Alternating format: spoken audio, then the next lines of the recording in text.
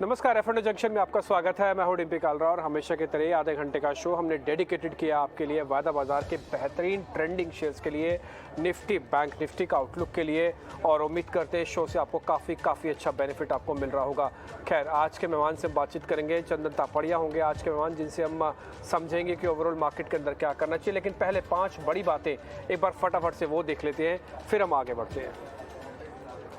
तो आज की पहली बड़ी बात में अगर आप देखेंगे तो निफ्टी पूरी तरह से एक दायरे में आके ट्रेड कर रहा है। अगर आप आज का टोटल रेंज देख रहे हैं, 17,200 जा नहीं रहा, 17,400 आज आ नहीं रहा, तो 17,200 से लेकर 17,400 के बीच का जो पूरा दायरा है, इसी के अंदर आज निफ्टी आपको ट्रेड करता हुआ दिख रहा है।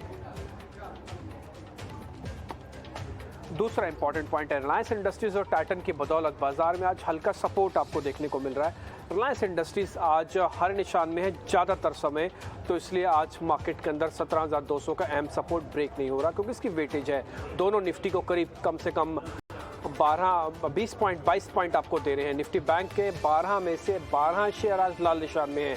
अगर आज दिन किसी के लिए खराब चल रहा है तो बैंकिंग काउंटर्स के लिए चल रहा है, क्योंकि वो आज लाल निशान में आपको दिख रहे होंगे ज़्यादातर बैंकिंग काउंटर, चाहे वो सरकारी है चाहे वो गैर सरकारी है। इसके अलावा सरकारी बैंकों में तो मुनाफा वसूली हो ही रही है, और मेटल्स के अंदर भी प्रॉफिट बुकिंग हुई है। आपको ध्यान होना चाहिए कि कल सबसे ज़्यादा तेज़ी से चलने वाला जो सेक्टर बना था वो बना था मेटल्स, और आज इसमें हो रही है प्रॉफिट बुकिंग। साथ ही इंडिया विक्स में भी कमजोरी है, अब ये 19 के पास पहुंचा हुआ है। कुछ खास बड़ा बदलाव नहीं है। 20 के ऊपर जब तक आके ट्रेड नहीं करता तब तक वरीज बढ़ेंगे नहीं, और 22 के आने के बाद एक्चुअली थोड़ी सी प्रॉब्लम आपको आती हुई दिखेंगे। आज के मेहमान कुणाल बोथरा हैं हमारे साथ। आज एक सडन सरप्राइज़ और एक पॉजिटिव सरप्राइज़ है। मैं बोलूँगा कि कुणाल जी ने आखिरकार हमको समय दे दिया। हम तो चाहते थे कि वो वीकली एक्सपायरी वाले दिन दे या बड़ी एक्सपायरी वाले दिन दे। कल अनफॉर्चुनेटली वो हमारे साथ जुड़ नहीं पाए थे, लेकिन आज हमने कुणाल से जब रिक्वेस्ट की तो उन्होंने हमारी रिक्वेस्ट को माना और आज समय भी दिया। कुणाल, बहुत बहुत शुक्रिया, थैंक यू वेरी मच आज समय देने के लिए। फर्स्ट ऑफ ऑल निफ्टी और बैंक निफ्टी के आउटलुक पे आऊँगा सर मैं। एक बार जरा निफ्टी और बैंक निफ्टी का डाटा आपकी स्क्रीन पर आ जाएगा, आप जरा देखेंगे तो आपको कल का मैं कुछ याददाश्त के साथ कंटिन्यू कर रहा हूँ। कल निफ्टी के अंदर के 10% का ओपन इंटरेस्ट एडिशन था और ताज़ा खरीदारी हुई थी। आज मार्केट के पास ना तो ओपन इंटरेस्ट एडिशन है और ना ही कि मार्केट के पास आज ऐसे कुछ इंडिकेशन मिल रहे हैं कि जिससे रेंज का ब्रेकआउट या ब्रेकडाउन आपको होता हुआ दिखे। ये आप अपनी स्क्रीन पर देख रहे हैं, जो ओपन इंटरेस्ट है वो 1% भी नहीं है, गिरते समय भी एक नहीं है और बढ़ते समय भी एक नहीं है। यानी कि जो अभी चल रहा है आपको हल्की सी अनवाइंडिंग चल रही है, और वो 17,300 के आसपास का रिस्क इंडिकेटर है। इसका मतलब मार्केट ने जो अपने पहले अहम सपोर्ट एरियाज हैं उसके ऊपर वी वैम्प है। आते हैं सपोर्ट 17,150, 200 का अहम सपोर्ट एरिया, रेजिस्टेंस 400 से शुरू होगा, 520 तक जाएगा। ये निफ्टी का मोटा आंकलन आपकी स्क्रीन पर है। अब कुणाल जी हमको ये बताने वाले हैं कि निफ्टी के अंदर क्या किया जाए, फिर बैंक निफ्टी का अलग से उनसे सवाल पूछेंगे। कुणाल जी नमस्कार, बताइए जरा निफ्टी के बारे में सर। धन्यवाद डिम्पी जी, शो पे इनवाइट करने के लिए। बहुत अच्छा लग रहा है शो पे आपके साथ ज्वाइन करने में।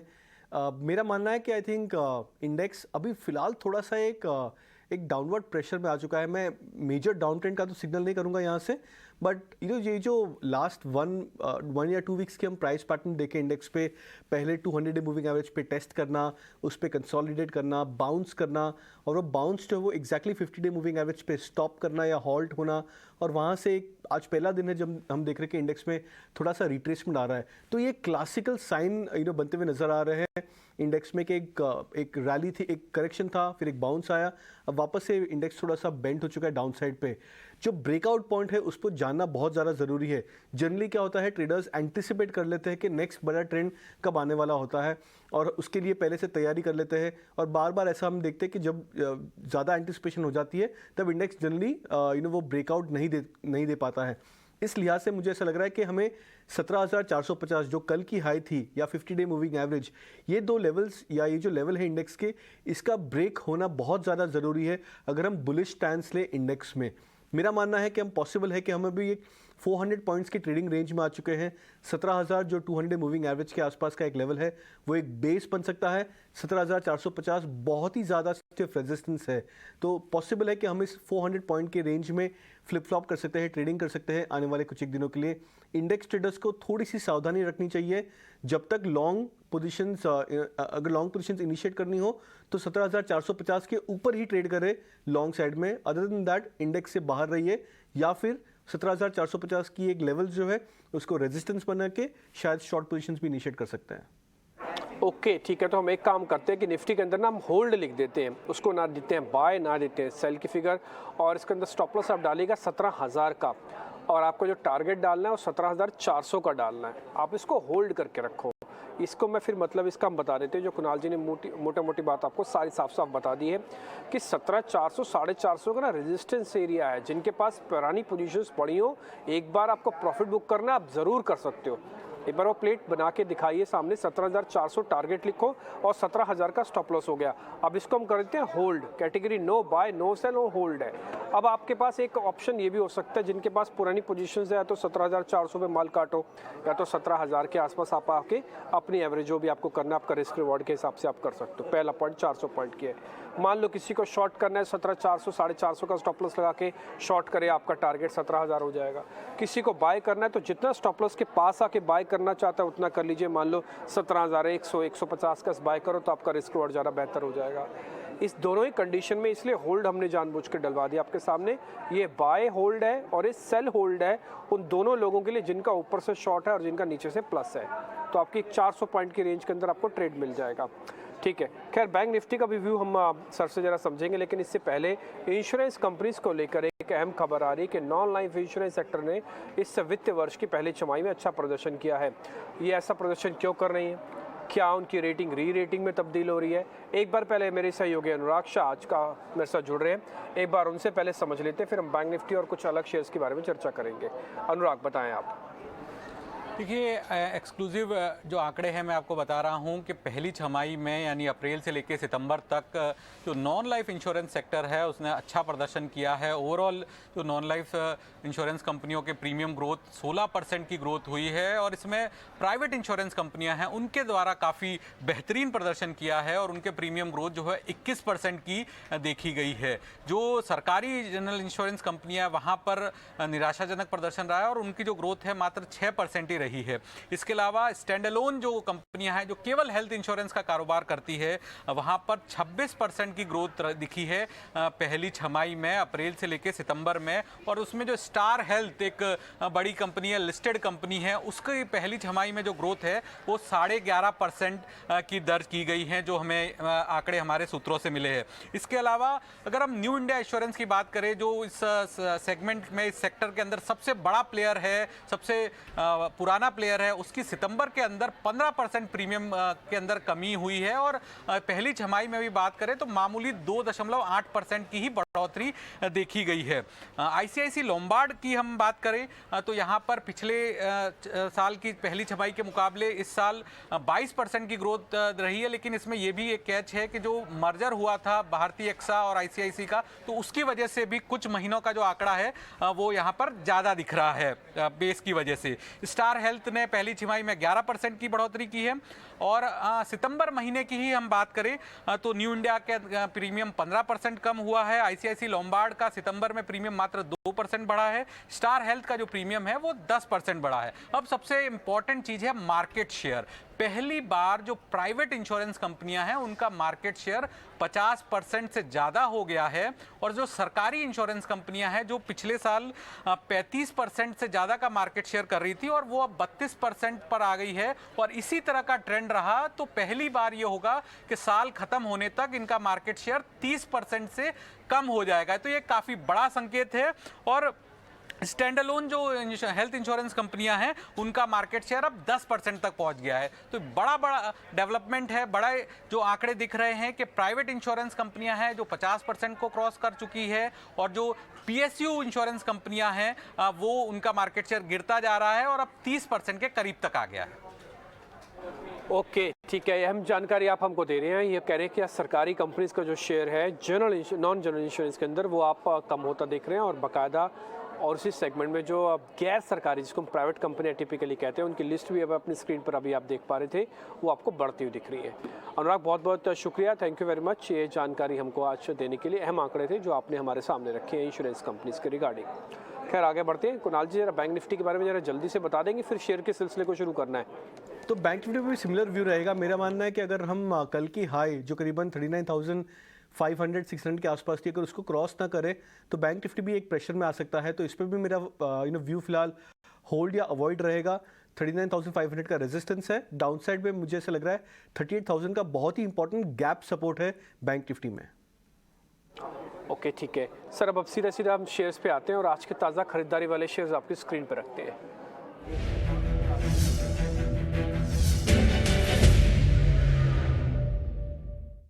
अगर आप इंडेक्स को मैनेज होता हुआ देख रहे हैं तो इंडेक्स के अलावा भी आपको अलग अलग स्टॉक्स में तो तेज़ी दिख ही रही होगी। आज के जो तेज़ी वाले शेयर्स हैं उसमें दो शेयर हैं, पहला है टाइटन, दूसरा है डेल्टा कॉप। इसके अंदर अच्छी खरीदारी आपको देखने को मिले, दोनों आज के तेज़ी वाले शेयर्स हैं। टाइटन पे एक ब्रेकआउट कैंडिडेट भी आज का बन रहा है, हम आपको चार्ट के जरिए क्लियर कर देंगे। और डेल्टा कॉप के अंदर काफ़ी स्ट्रॉन्ग मूव है और पूरा क्वार्टर ही एक्चुअली डेल्टा कॉप के नाम पे डेडिकेट किया जा सकता है क्योंकि इनका one of the best quarter रहता है इस समय का। कुणाल जी दोनों देख लीजिए शेयर, एक तो टाइटन, दूसरा डेल्टा कॉप। तो दोनों ही चार्ट्स इंटरेस्टिंग बनते हुए नजर आ रहे हैं, बट मेरा अनुमान है डिम्पी जी के इस पे इनिशिएट लॉन्ग करना बहुत ज़्यादा डिफिकल्ट होएगा बिकॉज रिस्क रिवॉर्ड फेवरेबल नहीं होगा। हाँ, टाइटन ने फॉर एग्जांपल आज जो गैप अप दिया है, ये गैप अप काफ़ी स्ट्रांग है, बट उसके बाद अगर हम देखें तो ज़्यादा चेजिंग नहीं हो रही है स्टॉक में, ज़्यादा डिमांड नहीं आ रहा है स्टॉक में। स्टॉक एक नए इंट्राडे हाइज बार बार नहीं बना पा रहा है। डेल्टा कॉप में भी सिमिलर चार्ट पैटर्न्स हैं। स्टॉक ने हालांकि काफ़ी अच्छा ओपन किया था, इंट्राडे मेरे अनुमान से आई थिंक 227 टू 28 के आसपास भी स्टॉक गया था, बट वहाँ से हम देख रहे हैं कि स्टॉक में थोड़ी सी इंट्राडे सेलिंग आ रही है। स्टॉक हालांकि पॉजिटिव टेरिटरी में है, बट जो मोमेंटम है वो लैक होते जा रहा है। तो ये जो जनरली सिग्नल्स होते हैं कि यहाँ पे स्टॉक एक डिस्ट्रीब्यूशन फेज में आ रहा है, यहाँ पे लॉन्ग्स इनिशिएट करना थोड़ा सा रिस्की हो सकता है। मैं अवॉइड करूँगा दोनों स्टॉक्स में लॉन्ग इनिशिएट करने के लिए।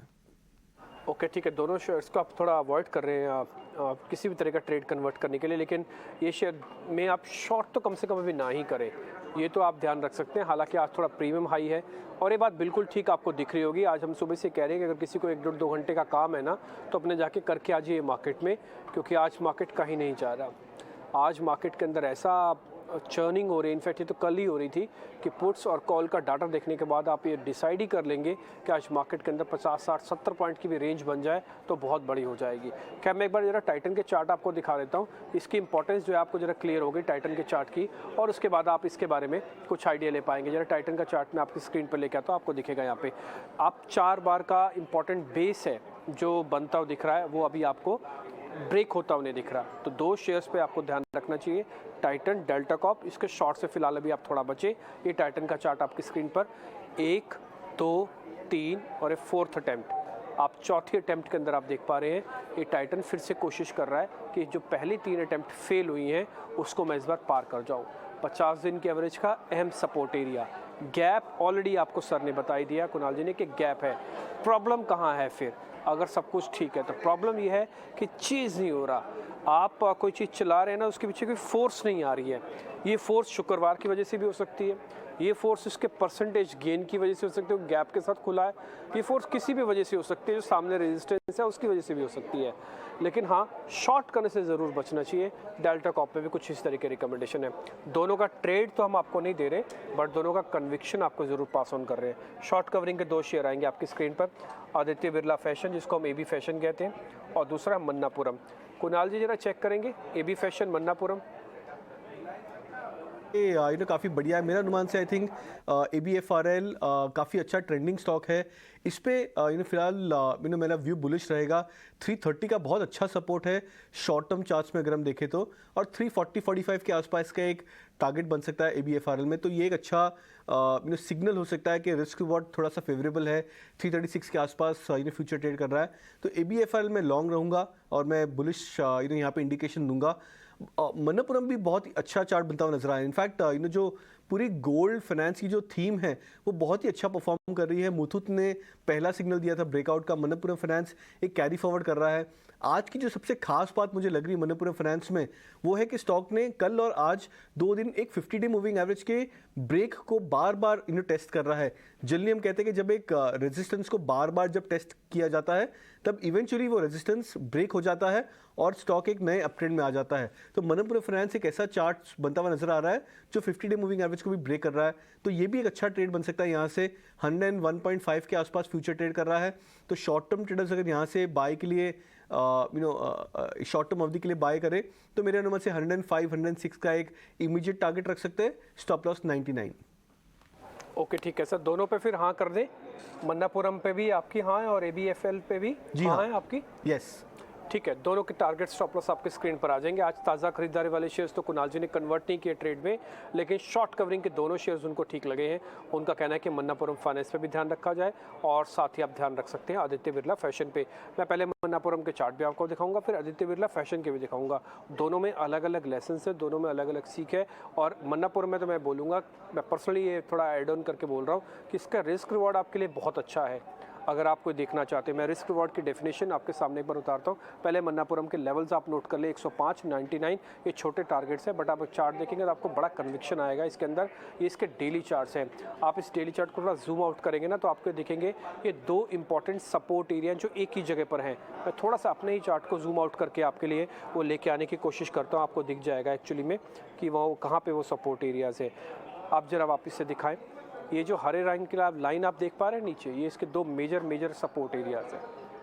और इसके बाद से ये वापस इसने पुल बैक करना शुरू किया, जो बिल्कुल आप कॉर्नर में इस तरफ आप देख पा रहे हैं। ये धीरे धीरे करके चल रहा है, इसलिए मैं बोलूँगा चले ना चले इस पर कंडीशन अप्लाइड हो सकती है, लेकिन ये टूटेगा नहीं। इसका बेस काफ़ी स्ट्रॉन्ग है, सेम जगह पर आके पैनिक बॉटम्स बने हुए हैं। ये नॉर्मल बॉटम्स नहीं है, ये पैनिक बॉटम्स है। पैनिक बॉटम में जिसमें वॉल्यूम होता है, हड़बड़ाहट होती है, बेचने की जल्दी होती है, किसी न किसी की न्यूज़ का फ्लो होता है। ये दोनों पैनिक बॉटम्स आपको प्रोटेक्ट कर जाएंगे और आपको तोड़ेंगे नहीं जल्दी। इसलिए अब आप रिस्क रिवॉर्ड अगर चेक कर रहे हैं तो आपको मन्नापुरम में ये चीज़ दिख जाएगा।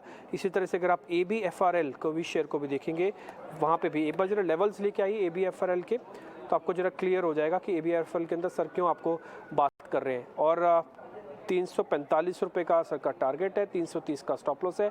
अब जरा ABRFL के बारे में मैं आपको एक छोटी सी चीज़ और दिखाता हूँ। आप वापस से चार्ट देखिएगा। ABRFL का ये स्टॉप लॉस, ये पुराने रेजिस्टेंसेज है जहाँ पे हमने एरो मार्क किया है, नीचे सपोर्ट मार्क किया है। ये पूरे चैनल को ब्रेकआउट हो चुका है। ब्रेकआउट होने के बाद ना टिपिकली शेयर चलता है, लेकिन चलने के बाद अगर वो रुके भी ना तो ये चेक कर जाता है कि वो सपोर्ट कहाँ पे ले रहा है। ये उसी जगह पर जाके ले रहा है सपोर्ट जहाँ पे पहले रुक जाता था। यानी resistance is equal to support, यानी कि जहाँ मैं पहले रुकता था वहीं पे मैं सपोर्ट लूँगा। ये हैंड्स प्रूफ पूरा जिसे कहते हैं एकेडमिक एक तरीका, एक रीजनिंग है जो आप ABRFL के अंदर लगा सकते हैं। और मेरे को लग रहा है कि यहाँ से अगर ये सपोर्ट लेता है तो शेयर अच्छा है, it's a good sign, it's a healthy sign और आगे चल सकता है। दोनों के टारगेट आपकी स्क्रीन पर। कुणाल जी, मोटा मोटी आप भी यही बात कहना चाहते होंगे या इसके अलावा कुछ और वैल्यू एडिशन है तो बता दीजिए प्लीज़। जी हाँ, नहीं एब्सोल्युटली, आई थिंक आपने काफ़ी अच्छे से बताया दोनों चार्ट्स। ABFRL का जो रेंज बताया वो क्लासिकल रेंज है। आई थिंक उस लिहाज से मुझे ऐसा लग रहा है कि दोनों ही चार्ट्स काफ़ी इंटरेस्टिंग हो सकता है। ठीक है, एक ग्रोथ वाला शेयर है और एक पुल बैक वाला शेयर है, बस इतना ही फ़र्क है इन दोनों में। और एक बढ़ता हुआ है और एक सिर्फ नीचे से आपके सपोर्ट ले रहा है। दोनों के लेवल्स अच्छे से आप नोट कर लीजिएगा। आगे बढ़ते हैं, फ्रेश शॉर्ट्स की कैटेगरी में आते हैं, आज की ताज़ा पिक वाले शेयर्स।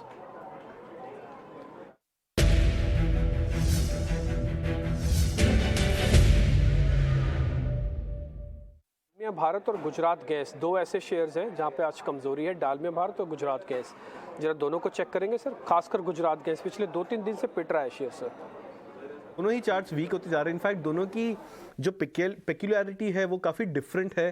गुजरात गैस की अगर हम पहले बात करें तो स्टॉक एक फेल्ड ब्रेकआउट बार बार सिग्नल करता है कि जो 2 या 3 दिन की एक अच्छी न्यूज़ फ्लो आती है, मोमेंटम आता है और stock all of a sudden break ले लेता है, वहाँ से रिवर्स कर जाता है।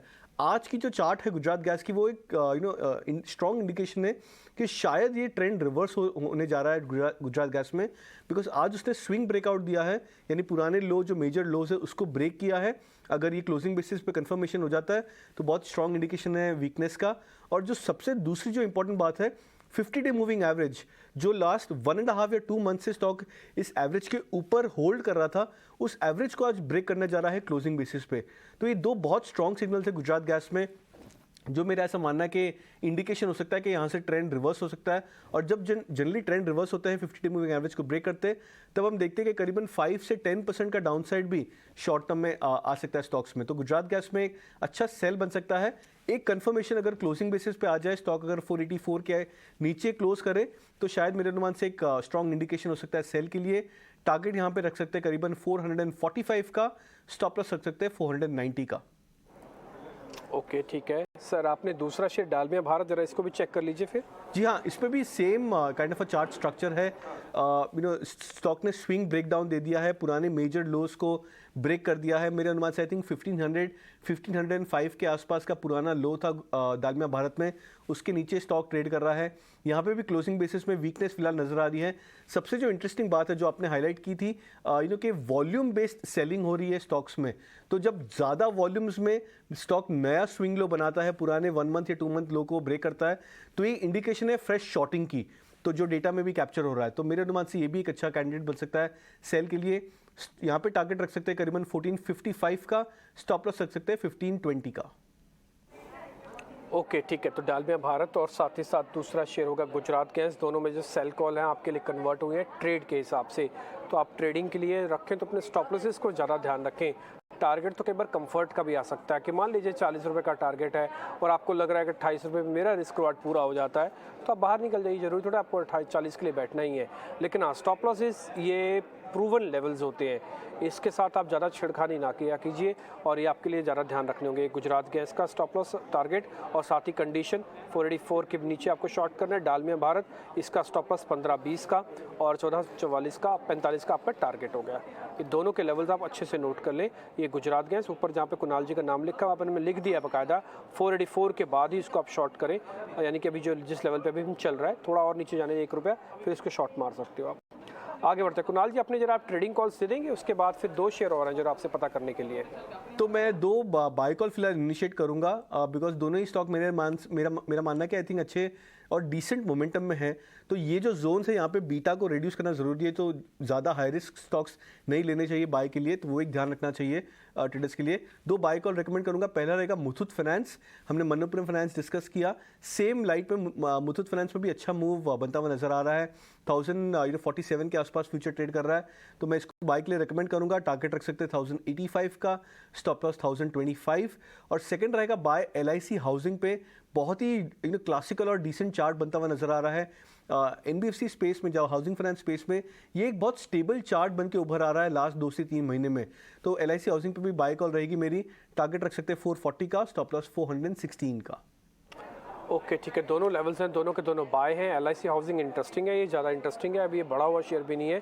440 आपका टारगेट, 416 आपका स्टॉप लॉस है। रिस्क रिवार्ड बिल्कुल जस्टिफाइड है इसके अंदर, LIC हाउसिंग के अंदर। और ध्यान रखें, हाउसिंग वाली कंपनीज़ की भी री रेटिंग हो रही है अगर आपका हाउसिंग सेक्टर अपने आप में चलता है तो। बस मैं चलते चलते सर 2 शेयर आपसे और पता करना चाहता हूँ, उसमें से भी एक कर देता हूँ मैं। आपने को जरा ये बता सकते हैं कि टाटा केमिकल्स अभी और चलेगा क्या सर? एक रेंज का ब्रेकआउट कर रहा है, साइडवेज टू ब्रेकआउट हो रहा है अभी। आई थिंक बहुत ही क्लासिकल चार्ट आपने हाईलाइट किया डिम्पी जी, मेरे अनुमान से बहुत ही अमेजिंग चार्ट है टाटा केमिकल्स का, बिकॉज 7 से 8 हफ्ते, आई थिंक शायद में भी 1 हफ्ते ऊपर नीचे हो सकता है, वहाँ से स्टॉक कंसोलिडेट कर रहा था और आज पहली बार हम देखें कि स्टॉक ब्रेकआउट दे रहा है। फ्राइडे इफेक्ट है, वीकली क्लोजिंग भी शायद कंफर्मेशन दे देगा स्टॉक इस वीकली ब्रेकआउट पे। तो बहुत ही बढ़िया चार्ट है, बहुत स्ट्रॉन्ग पॉसिबिलिटी है कि स्टॉक यहाँ से और 5 to 7% राइज कर सकता है।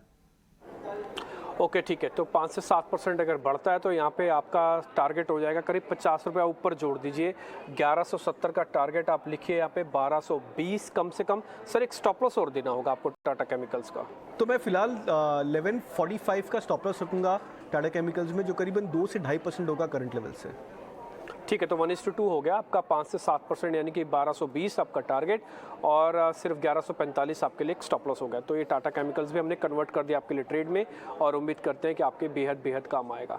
कुणाल जी बहुत बहुत शुक्रिया, थैंक यू वेरी मच आज समय देने के लिए, अपनी ट्रेडिंग कॉल्स बताने के लिए और ये सभी सौदे हमारे सामने रखने के लिए।